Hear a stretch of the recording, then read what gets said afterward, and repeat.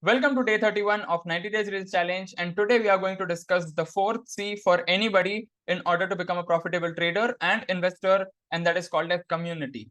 In order to achieve success in any aspect of life, whether it is trading, whether it is any other aspect as well, if you want to achieve positive results, then it is mandatory for anybody in order to be surrounded with positive minded people, to be surrounded with the people, those who actually push you in order to achieve the next levels, not to be surrounded with the people, those who actually pull you. And no matter how good your idea is, or even if you are having a strong belief that you want to achieve those goals, but until and unless you are not surrounded with positive minded people, you can't achieve it. And in order to be surrounded with good minded people, you can attend a lot of good seminars, webinars, you can read books, you can attend workshops, and much more things in order to be a part of those seminars, and in order to be surrounded with the people, those who are like-minded and those who want to achieve positive results in their life. So this is a short glimpse about community. I'll see you tomorrow with what is fifth C.